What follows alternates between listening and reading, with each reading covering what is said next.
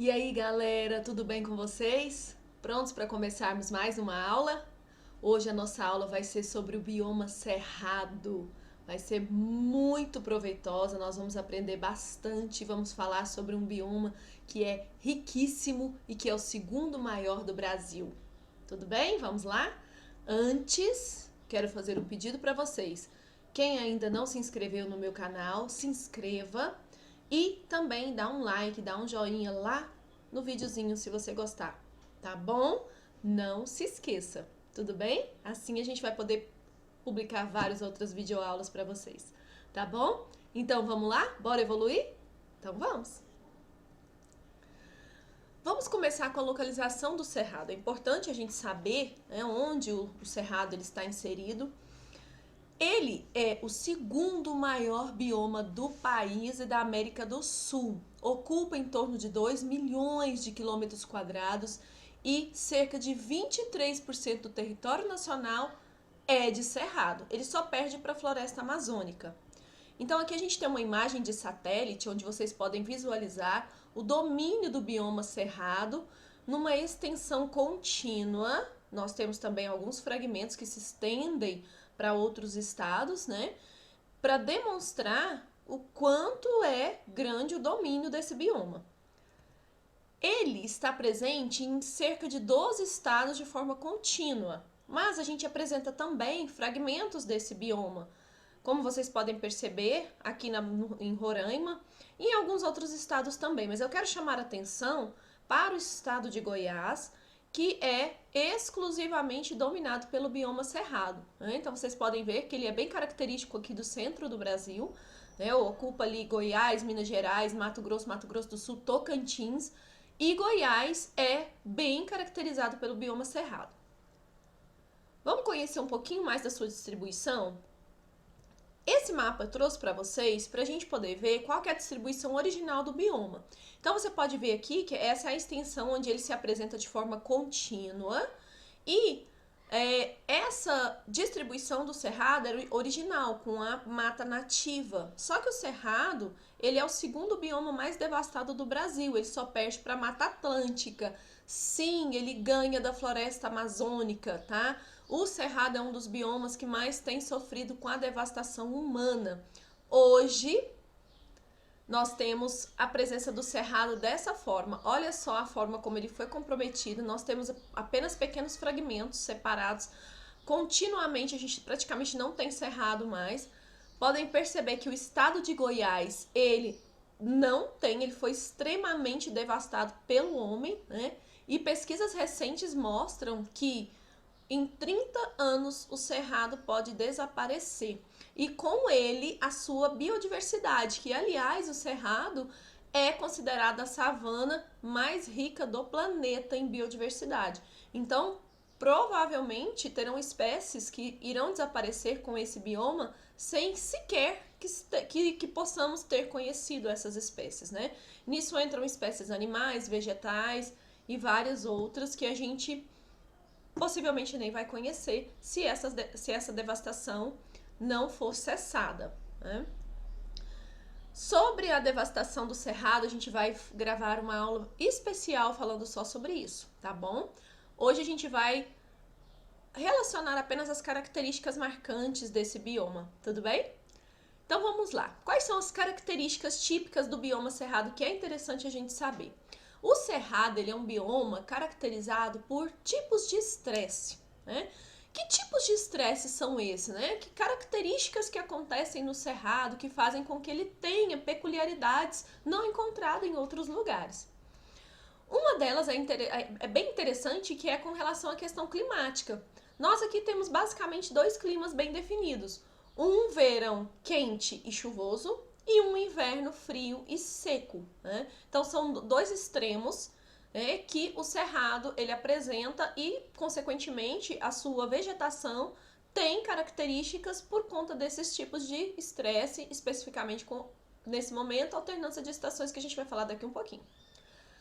Também é uma característica do cerrado ter o solo com baixa quantidade de nutrientes e com alto teor, alta concentração de alumínio, tá? também vamos discutir especificamente como que é a característica da vegetação por conta desse solo. E também o fogo, sim, o cerrado ele é caracterizado pela presença do fogo, que acontece de forma natural. O problema é que o homem agrava essa parte do fogo no cerrado com as queimadas, né? Então nós vamos falar um pouquinho sobre o fogo e o cerrado, da íntima relação que existem entre esses dois aspectos. Vamos começar falando então do estresse estacional, como que ele influencia, como que essa presença de chuva e seca influencia na fisionomia vegetal do cerrado, tá? Então, olha só, as características enquanto temperatura. Nós temos uma temperatura média em torno de 20 a 25 graus. Aqui em Goiânia, né, a gente sente um pouquinho mais quente, mas a média no bioma cerrado é em torno de 25 graus, que é uma temperatura amena, uma temperatura ambiente. A máxima pode chegar a 40 graus no verão, né? Os meses mais frios podem ter mínimas que giram em torno de 10 a 20 graus Celsius ali no mês de junho e de julho, né? Esse ano, inclusive, de 2020, nós tivemos algumas quedas de temperatura bem bruscas, né? Esse gráfico eu trouxe para vocês verem a relação, né, da temperatura com o índice pluviométrico, que é o índice de chuvas. Essas curvas aqui que a gente vê de vermelho e de azul referem-se às temperaturas máximas e mínimas, as médias. Então aqui a gente pode ver que a temperatura máxima ela gira em torno de 30 graus. Esse aqui é um mapa de Goiânia e é um gráfico referente ao clima de Goiânia. E aqui nós temos uma mínima que gira em torno de 20 graus. A média podendo, né, descer bastante ali por volta dos 12, 10 graus Celsius. Essas barras verdes representam a chuva, a quantidade de chuva, o índice pluviométrico, a precipitação total, que a gente pode perceber que é bem característico do cerrado mesmo. Nós temos aqui a época de chuva que começa basicamente aqui em outubro e que vai até o mês de março com bastante chuva, caracteriza o verão também, bem chuvoso e quente. E depois nós entramos num período de seca, que começa basicamente aqui no mês de maio e vai até o mês de setembro, bem seco, né? Que caracteriza também o inverno aqui no mês de junho e julho. Certinho? As adaptações do cerrado. Como o cerrado ele tem essas características de estresse, né, esses tipos de estresse, a vegetação ela é bem adaptada a essas características. Vamos começar falando da questão das raízes das plantas da vegetação do cerrado. É muito interessante, tá? Por quê? Porque a vegetação do cerrado ela costuma ser uma vegetação mais baixa, ela não é uma vegetação tão alta, característica. Mas algumas pessoas, os especialistas costumam brincar que ela é uma floresta ao contrário. Ela é uma floresta que é maior por debaixo do solo do que por cima. Por quê? Porque as suas raízes são extremamente profundas. Para quê?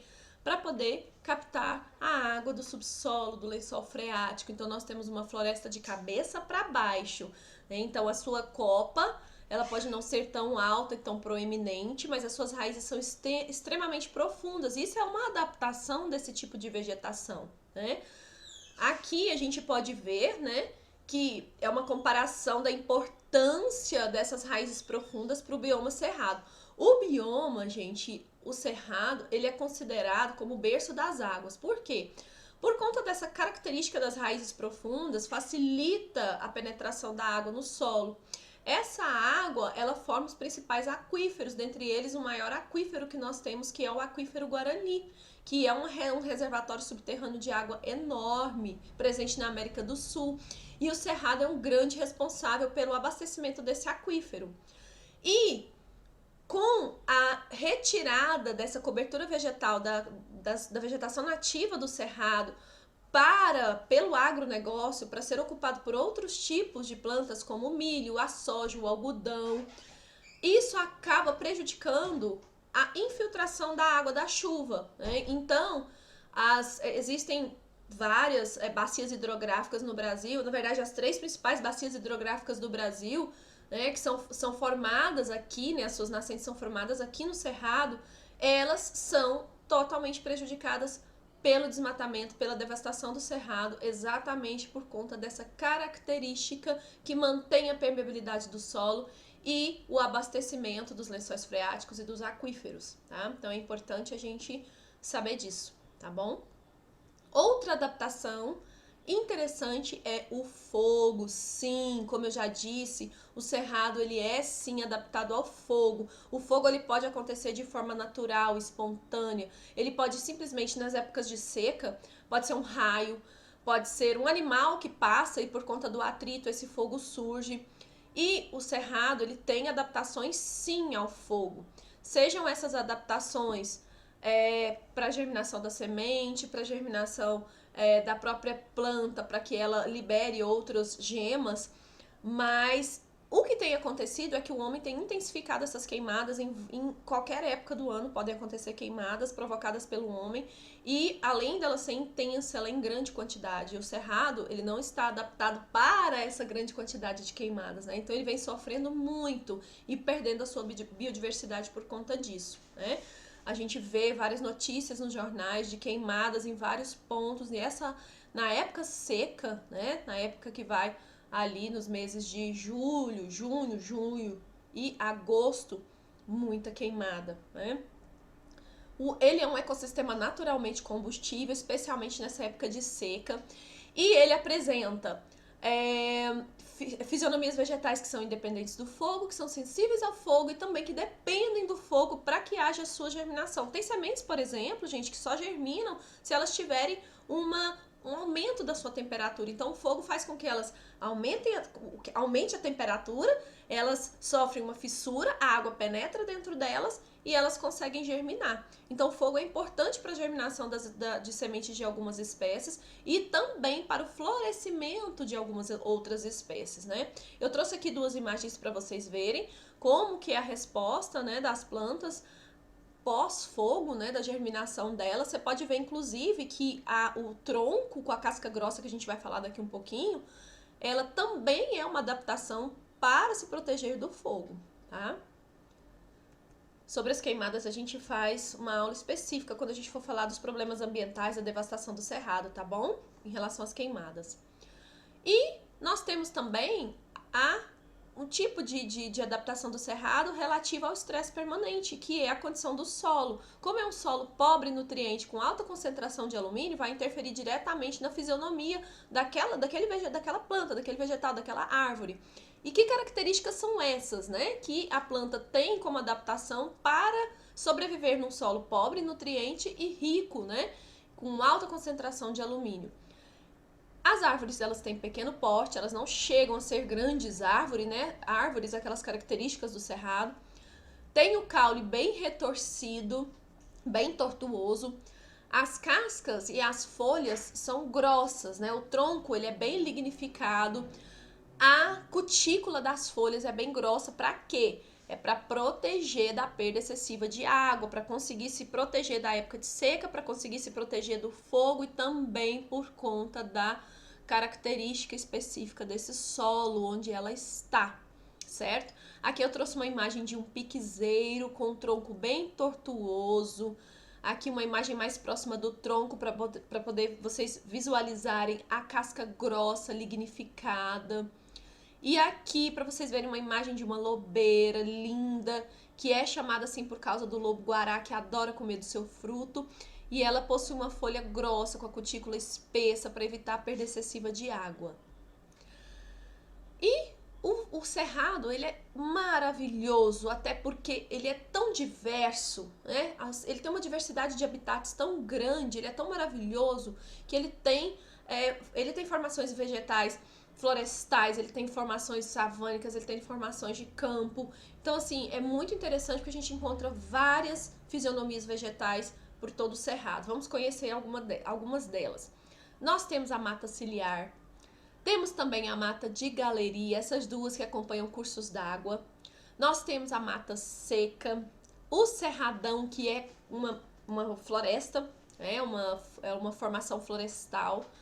O cerrado, que é o propriamente dito mesmo, ele tem algumas divisões, mas a gente vai falar do característico mesmo, que é o senso estricto. As veredas, caracterizadas pelos buritis. O campo rupestre, pelas formações rochosas. O campo sujo e o campo limpo. Aqui eu trouxe para vocês um esqueminha, para vocês visualizarem, né, a característica de cada uma dessas formações, e o que você pode perceber é a densidade dessas formações vegetais, né, algumas são mais densas do que as outras, né, e também a altura desses vegetais, dessas copas, né, dessas árvores. Inclusive nós temos formação que nem tem presença de árvores, tá? Nós vamos ver agora. Então, olha só. As formações campestres são caracterizadas primeiro. Campo limpo. Por que se chama campo limpo? Porque ele está limpo. Limpo em que sentido? Se você visualiza nessa imagem, o que você vê? Você vê praticamente o que? Gramíneas, né? Você vê vegetação rasteira, você não vê arbusto, você não vê árvore. Em contrapartida, nós temos o campo sujo, que já tem a presença de árvores, de arbustos, mas a predominância ainda são de gramíneas, por isso que nós chamamos de formações campestres. E o campo rupestre, que a característica dele também é formado por vegetação mais rasteira, com a presença de formações vegetais arbustivas, com um pouco mais, algumas árvorezinhas, e a característica principal é a formação rochosa, né? A vegetação ela cresce em meio às rochas. A formação savânica, que é a característica mesmo do cerrado. O cerrado ele é considerado a savana mais rica do mundo, tá? E o que é savana? Savana é essa característica que mescla gramíneas com árvores espaçadas, né? Longes uma da outra. Como a gente vai ver aqui no cerrado sentido restrito, que ele é bem característico, a gente pode ver a presença de já muitas árvores, só que de pequeno porte, e espaçadas, elas são distantes umas das outras. Aqui nessa outra imagem a gente também pode ver sobre outro ângulo, mas a gente vê sim a presença de plantas mais baixinhas e a presença já de uma maior quantidade de árvores. Nós temos também a presença das veredas, que são caracterizadas pelos buritis, que são essas árvores compridas aqui, ó, tá? As veredas, elas estão associadas, gente, com água, com locais onde a gente tem a presença de curso d'água, tá? Que a gente costuma chamar de brejo, né? São as veredas. Então, visualizou, avistou, está viajando pelo cerrado, avistou Buriti, você pode saber que ali tem água, né? Tem uma vereda. As formações florestais, por fim, nós temos o cerradão, que é a nossa floresta, né? Você pode ver que ele é bem denso, cheio de árvores. A mata de galeria, que está associada a um curso d'água. A mata de galeria, gente, a característica dela é o quê? São árvores, né? É a mata que vai na extensão, né? No leito do curso d'água. E ele tem essa característica aqui, ó, de formar uma espécie de túnel. A copa das árvores, elas se encontram por cima do curso d'água, formando como se fosse uma galeria, né? Por isso que ela se chama assim. E ela geralmente está associada com cursos d'água mais estreitos. Já a mata ciliar, que é o que a gente geralmente já ouviu falar, né? É aquela que está associada a cursos d'água mais largos, né? Com uma extensão maior. E eles não se encontram, as copas das árvores não se encontram.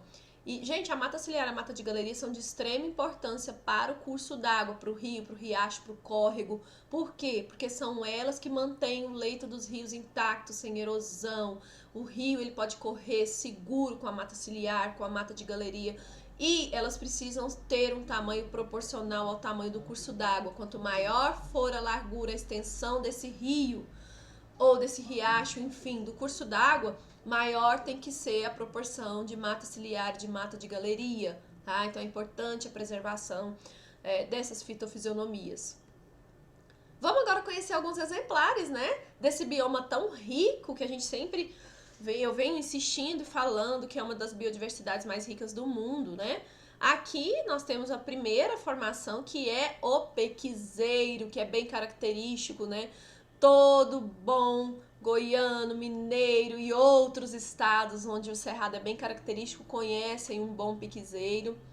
Temos também a presença da lobeira, que é bem característica do cerrado, é uma planta com um pouco menor, né, de baixo porte. Temos também o ipê, que é bem característico nessa época agora de agosto. Eu tô gravando o vídeo agora para vocês na época de agosto, então está cheio de ipês pela cidade de Goiânia, lindos, amarelos, maravilhosos. E uma característica do ipê, gente, para falar para vocês, esse fato dele perder as folhas e florescer para se reproduzir é uma característica que vem por conta do estresse do cerrado. O que é que acontece? Ele vai se reproduzir nessa época de seca, vai gerar sementes e as sementes possivelmente vão germinar na época em que as chuvas estão chegando. Então, ela tem maior probabilidade de gerar uma planta, né? Então, essa é uma característica, né, de adaptação aos estresses do cerrado, tá? E por último, tem a guariroba. Tem a guariroba e também a mangabeira, tá? A guariroba, gente, que é bem apreciada na nossa culinária, né, na culinária goiana, e a mangabeira, que é uma das espécies que está em risco de extinção, dentre várias outras também que estão em risco de extinção no nosso bioma, tá? Aqui eu trouxe para vocês alguns frutos típicos apreciados, eles não são muito valorizados, gente, infelizmente, e apesar da sua riqueza de nutrientes, de sabores exóticos, né, a valorização ela ainda está muito aquém do que poderia ser. Nós temos aqui o pequi, que é uma delícia, é muito apreciado na culinária goiana, não só na Goiânia, né, várias outras. Aqui nós temos o buriti, que é lá do buritizeiro, que a gente viu lá das veredas. Nós temos também a marmelada, o jatobá, muito utilizado também nos fitoterápicos, o araçá, que é uma delícia, parece uma goiabinha, e o cajuzinho do cerrado, né? São frutos típicos muito apreciados. E não poderíamos deixar de falar também da fauna, que é riquíssima. O lobo-guará, que é o meu preferido, eu sou apaixonada por esse animal, muito delicado, super sensível, muito dependente do bioma cerrado, que sente bastante com a falta de habitat. Ele precisa, né, dessa extensão territorial do cerrado para sobreviver. Nós temos também a seriema, que é uma ave bem típica do cerrado, muito encontrada em plantações de soja e outras. A cobra-capim, que está em risco de extinção e ela é endêmica do cerrado. O sapo cururu, os anfíbios, gente, são das espécies, né, animais que mais sofrem, né, principalmente com as queimadas. O tamanduá-bandeira, a coruja buraqueira, que é bem característica do cerrado, né, é um outro exemplar, dentre vários outros, né, a onça-pintada, jacaré de papo amarelo. Nós temos também uma diversidade muito grande de artrópodes, né, de aves, enfim, de répteis, anfíbios, né. O importante é que nós temos uma grande diversidade que a gente precisa preservá-la, tá? Vamos preservar o cerrado, gente. Aqui nós temos muita diversidade de vida, nós temos o berço das águas, né? A gente depende desse bioma maravilhoso para poder viver bem, para poder manter a nossa qualidade de vida, né? É importante a gente ter essa consciência ambiental. O cerrado é vida, né? Então vamos preservá-lo, vamos estudá-lo, vamos conhecê-lo, né? E lutar pela sua sobrevivência, tá bom?